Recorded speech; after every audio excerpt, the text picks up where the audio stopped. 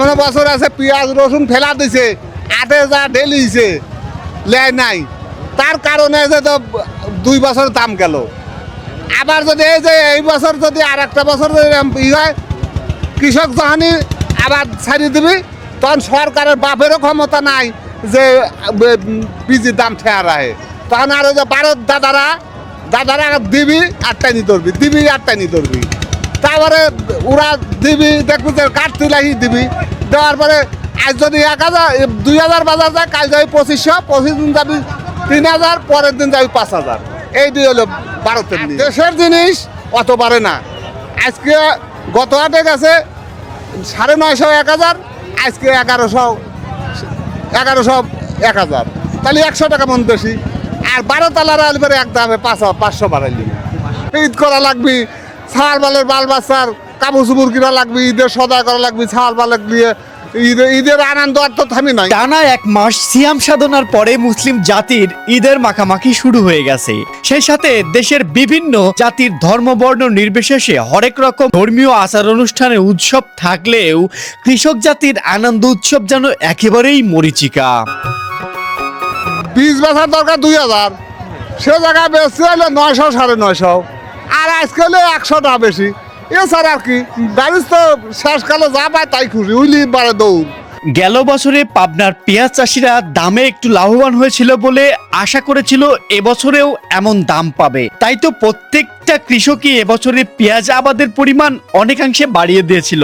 কিন্তু ভাগ্যের নির্মম পরিহাস, এবছরে কীটনাশক থেকে শুরু করে লেবার খরচ সহ সবকিছুর দাম ব্যাপক পরিমাণে বাড়তি হওয়ায় প্রতি বিঘায় 20 থেকে 30,000 টাকা লোকসান গুনতে হচ্ছে পাবনার পেঁয়াজ চাষিদের।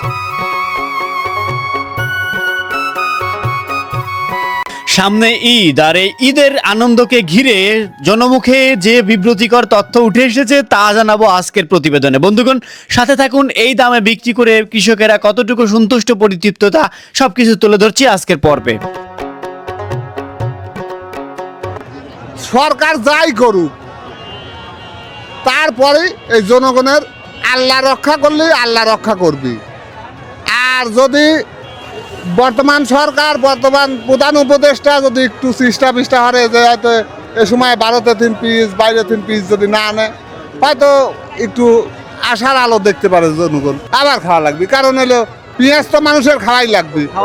যদি কৃষক আমি যদি লস খাই, তাহলে সামনের বছর 2 বিঘে যে লাগাইছে সে 1 বিঘে লাগাবি, যে 10 বিঘে লাগাইছে সে 5 বিঘে লাগাবি। তাই স্বাভাবিক হালে হারেই যদি আবাদ কমে যায়, মানুষের ইচ্ছে থাকলেও তো লাগাইতে পারবি না। চালান লাগে, 1 বিঘে পিস লাগাতে 30,000 টাকা খরচ হয় লাগা নিয়ে।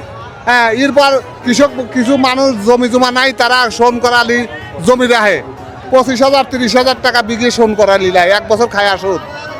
তাদের 1 বিঘে জমি পেঁয়াজ চাষ করে উঠে আলি আসবে 55 থেকে 60,000 খরচ হয়, এমনি তো আর হয় না।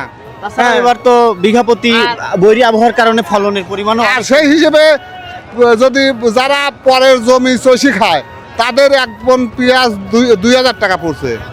আর যাদের জমিটাই পড়ে গেছে, যারে নিজস্ব সম্পত্তির পেঁয়াজ, তাদেরও পড়বে 1500। হ্যাঁ, তো এই হিসাবে আজকের বাজার গেল কত?